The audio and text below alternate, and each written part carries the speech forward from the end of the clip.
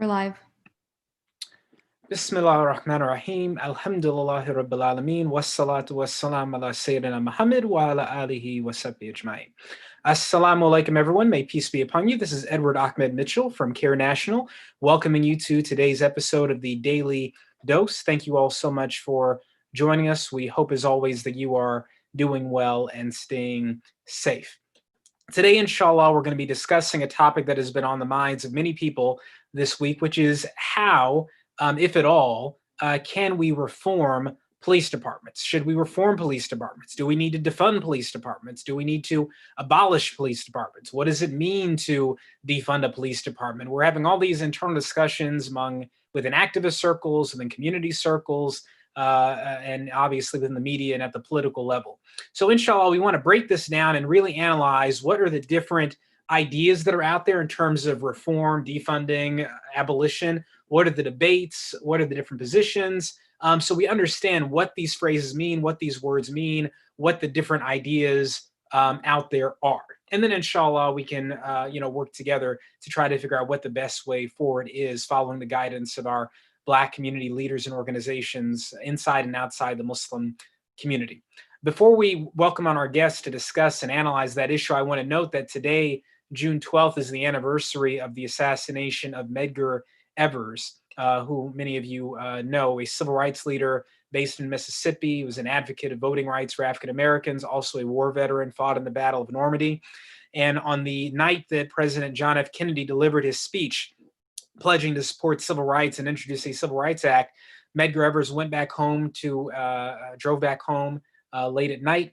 His family, his wife, and his children were inside waiting for him. He got out of his car carrying posters, NAACP posters, and he was shot in the back by a white supremacist, a coward, hiding in bushes across the street. That man's name was Byron De La Beckwith. He shot Medgar Evers in the back.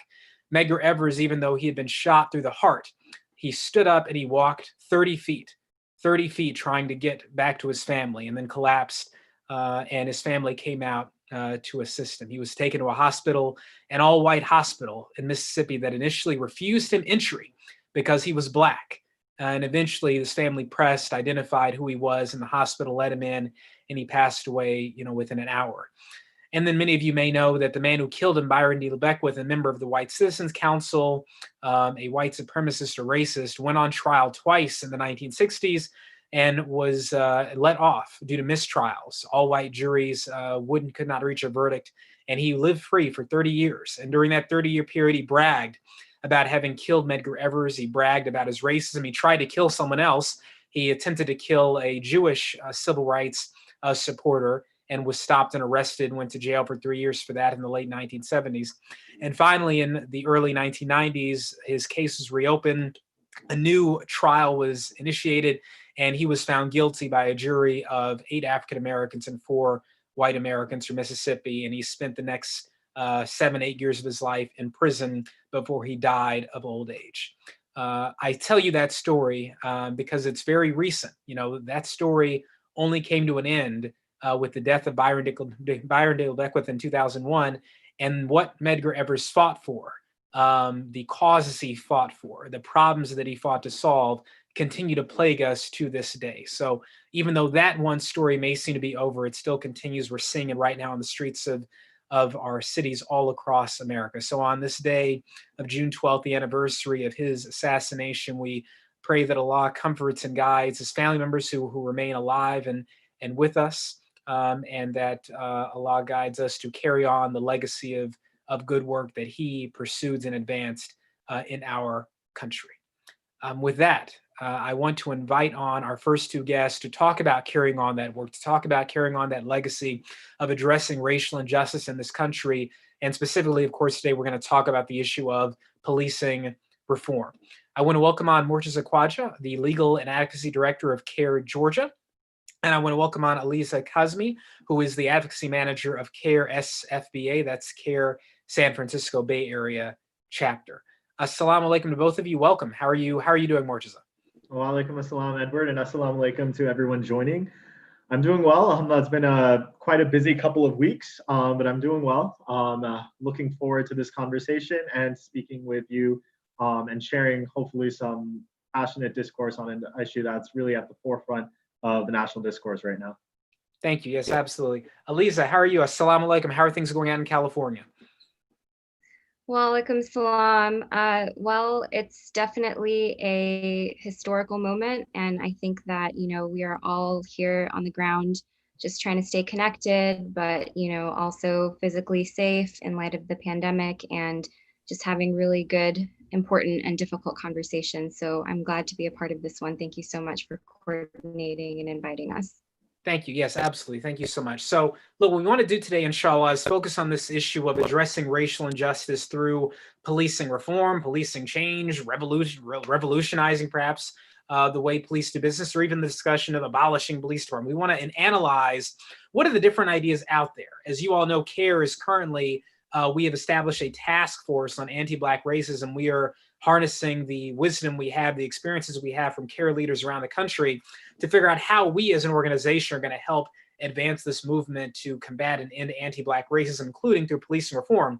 So CARE right now, we're having very passionate internal discussions about the issue of policing reform, defunding, all that. So we're not ready to announce a position from CARE, but we are ready just to discuss and analyze what are the different positions out there, what are the options, what are the ideas. Let's break it down so we're all on the same page about what this means. What are the possibilities that people, activists, especially in the Black community, are discussing.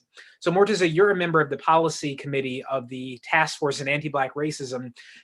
So you all been talking about the issues of reform, defunding. Can we start with talking about reform? So before we even get to defunding, what would police reform look like? What are some of the main ideas that are out there about how we reform police departments? No-knock warrants, et cetera. What are some of the main ideas people are throwing out in terms of reforming police departments? Absolutely. So I think the biggest idea in terms of reformist stance is that our police departments right now are not being held accountable for any misdeeds or inactions.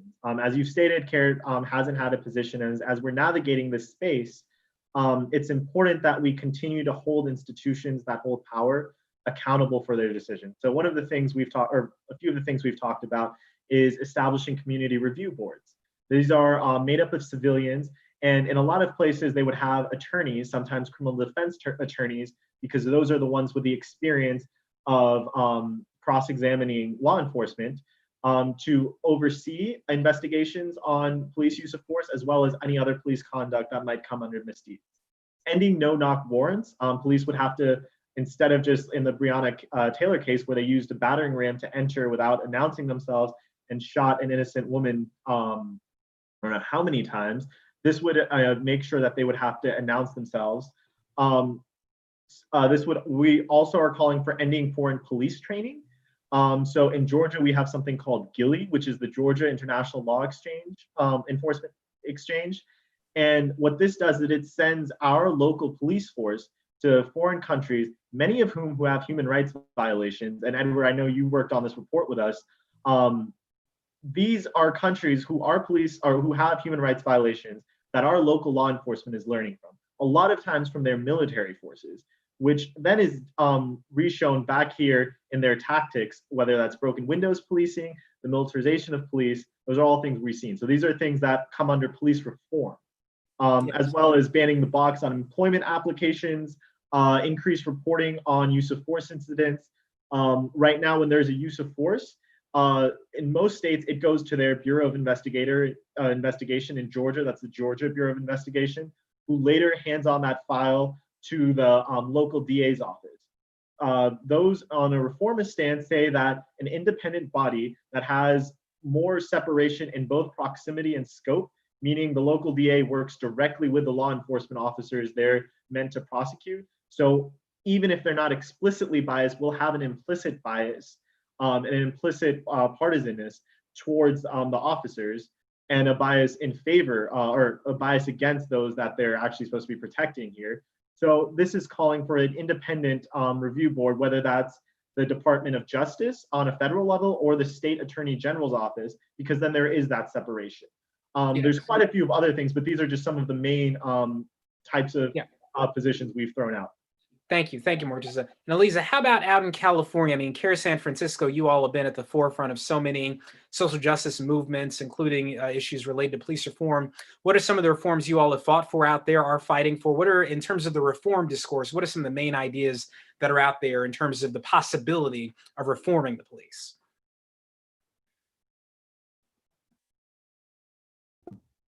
Sure. So, well, one major piece of legislation that I know folks around the country were following that passed last year was Assembly Bill 392, which was around the police use of deadly force. And I think that what was really incredible about that legislation was that it was a major coalition effort, and much of the coalition was folks who are directly impacted and they have actually lost loved ones to police brutality. And so essentially, that was one major step in trying to curb use of deadly force and trying to say that, hey, there's not a lot of situations where the police should be resorting to deadly use of force.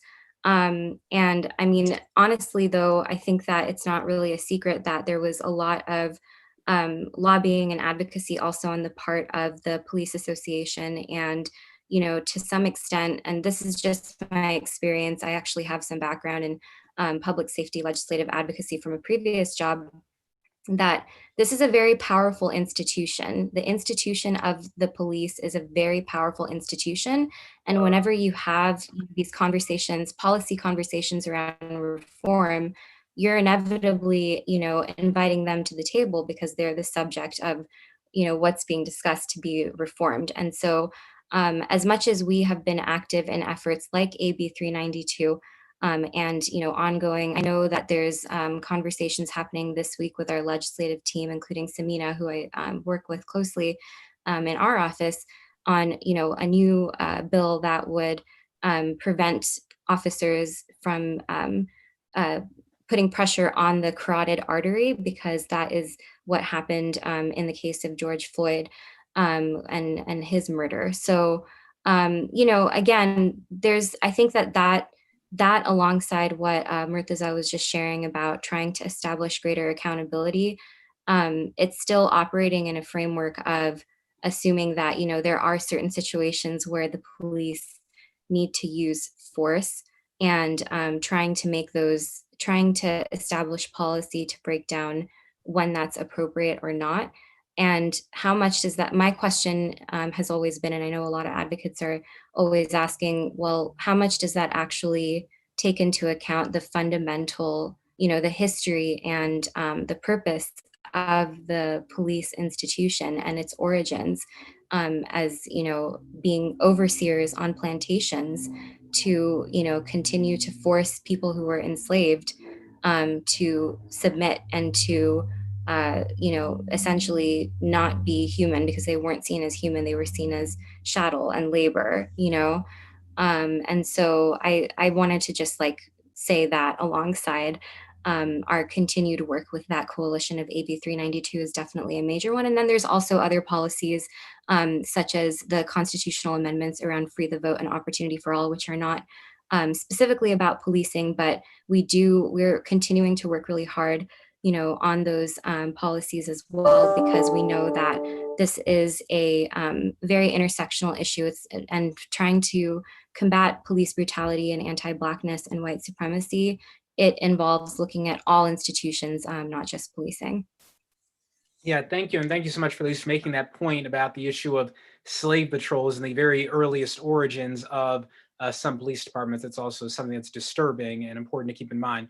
So let's move on now to this issue of defunding. So we talked about what the different ideas surrounding reforming the police department are. You all have mentioned quite a few things: ending no-knock warrants, establishing community review boards, sentencing reform, ending foreign police training, banning the box, increasing reporting and use of force incidents, ending the militarization of local police forces, perhaps more independent investigations into use of force incidents, either through the Justice Department or State Attorney General's office. Those are just some of the many ideas that are out there.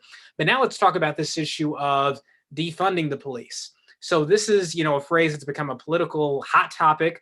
But this phrase has been around in activist circles for some time. It didn't suddenly come into being in the past week. It just got, wide notice in the past week or so in the wake of the murder of George Floyd, the police crackdown on protesters, and all the other fallout that has happened. So first, can we just talk about, it seems there, when people say this phrase or call for defunding the police, am I correct in understanding that different activists mean different things when they say this phrase? Mortis, can you tell us what are the two different ways people mean this phrase, defund the police? Absolutely. So defund, and people also use divestment in this term as well. So this concept sort of exists on a spectrum. There's some supporters of divestment want to reallocate some, but not all funds away from police departments into social services. Whereas other activists, when they say defund or divestment, they mean that they want to reallocate all funds away from police departments and actually go into the other point, which is abolishing the police department. So it's a spectrum. There are interpretations on each side about what public safety looks like. The things where they come in common is that they're big on shifting resources away from law enforcement towards community resources that are community driven, community led, and community manned. Disbanding the police is a more radical reimaging than the typical defunding, but defunding can also mean disbanding in these circles. So there's these two extremes. Gotcha. Yeah. Thank you. Elisa, can you also weigh in on that? You know, the differences in, for those people who say defund the police and they mean it, they don't mean literally in funding, but they mean it as reduced funding and then direct funding elsewhere. What kind of programs, you know, do they want funded instead of, you know, these bloated police budgets? What are some of the things we could fund instead? And then could you also talk about, for people who say defund literally means what it means, defund like in funding for police, what are some of the ideas people have for what could replace police? What could we do? What's the idea? Like what does that look like in practice? Can you talk about that, Lisa? Sure. So I think that, you know, a couple of concepts that we are keeping in mind and we've continued to work through in our different legislative advocacy from the local to state to federal level is that, you know, every community is unique. And even within our jurisdiction of the San Francisco Bay Area, you know, even any given city is so diverse. Like, for example, take the city of Oakland. There's major disparities depending on where you live in Oakland. Do you live in the hills? Do you live in the flats? Which side of the city? And so, you know, one thing that we have also advocated for in the past is disentangling, like you mentioned, local law enforcement from federal law enforcement. But I think when people are talking about defunding the police and reinvesting into, you know, the different needs of the community, we're really talking on a local level, which is going to look different, you know, city to city, neighborhood to neighborhood. But here in the Bay Area, there's definitely a multitude of community needs that have historically gone unmet. And I would say not just unmet, but there are different communities that are purposely disinvested from in order to create more wealth for the people that are already, you know, doing very well. And then their wealth continues to increase, their welfare continues to increase. So, you know, a major conversation is the housing crisis. And of course, this is not, you know, only in California or only in the Bay Area, but we have, you know, some of the highest impact when it comes to people who are experiencing homelessness, who are literally unhoused, and then they're criminalized for being unhoused and trying to create their own safe and, you know, sustainable housing. And there's really not a sufficient acknowledgement by, again, state institutions and different government institutions on, you know, how are we really investing to make sure that housing is available to everyone in the community, not just, you know, the people that the developers are building for, because the supply is not the issue. So I'm just highlighting this as one example. We could talk about just that for forever, but you know, alongside housing, there's major needs on other basic things such as transportation, education, educational equity, jobs. And you know, I don't know if people realize, because when you look at the Bay Area, you know, from the outside, you would think that all of these things should be more than taken care of, right? I mean, we're an incredibly wealthy economy. We have so much cutting edge, you know, technology and different resources that are literally being born here in our region. And yet you continue to see this rising inequality that it impacts people economically, it impacts them, in terms of definitely like race and gender and the systems that continue to exclude women and people of color, from equal opportunity to education and employment, for example. That's one of the policies that I mentioned earlier, opportunity for all, that we're still fighting to enable affirmative action in California, and so this there's myriad ways that the community really needs the local and state government to step up and create opportunities for building equity, building racial equity, building social equity, on all of these fronts. And so that's what I would say to people who are maybe questioning, well, if we divert funding from, the overfunded police, which in many of our cities, they are disproportionately funded alongside all of the other departments and all of the other, services. And so there's so many places that they can go. And I also want to acknowledge that there's major inequities even in, for example, social services. Just because a Black person has access to a healthcare service or, housing assistance service, people still experience discrimination and people still are shut out. So that's where, it's not just that those different aspects of our community need more funding, but they also need to be reformed or potentially completely transformed, from our schools to our healthcare system to housing. Thank you, Elisa, for that detail. It's greatly appreciated. And I think, so much of what you mentioned, the services that you say should be funded, could be funded under that example of diversion, are things that would then reduce the need in the long term for police action. So many of the issues we experience with crime in major cities as a result of so many of the problems you mentioned, housing and all the other issues that you mentioned, education. And so if you solve those issues, that, in theory, reduces the need or the excuse for having to have some heavy law enforcement presence in certain communities. Thank you, Elisa, for that. Now, Mortis, let me ask you this.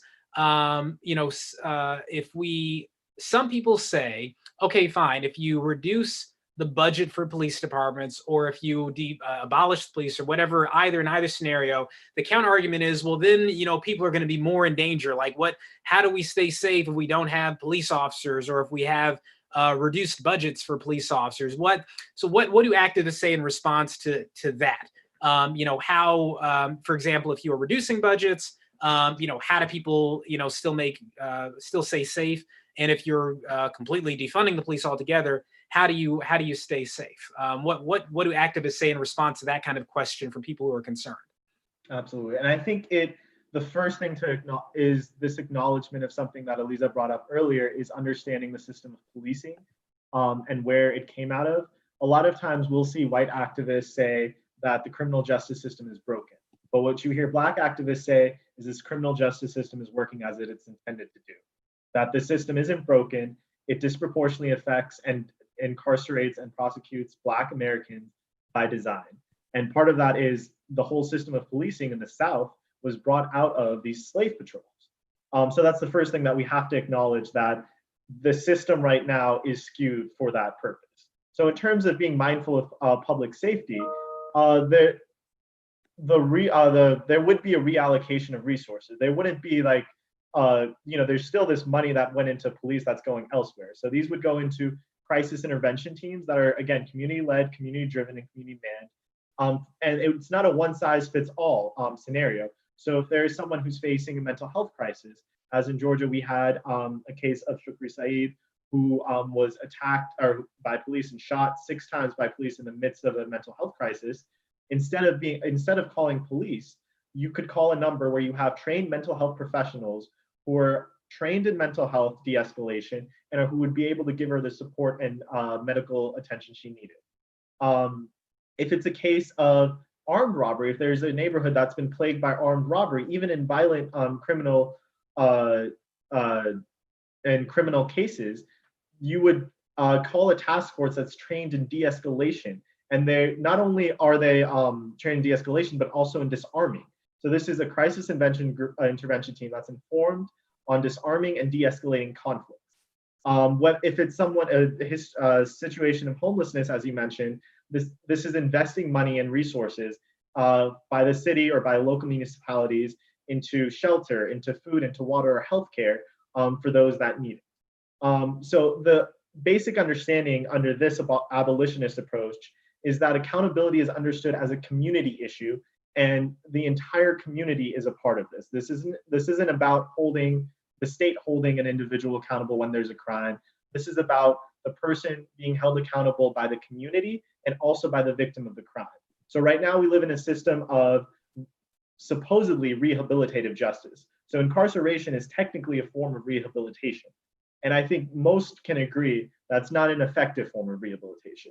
What activists propose is restorative justice, and that is based on holding the victim, holding the perpetrator accountable to their community and to their victim, as opposed to the state. And what this does is try to restore and even transform everyone, the perpetrator and the victim in the process.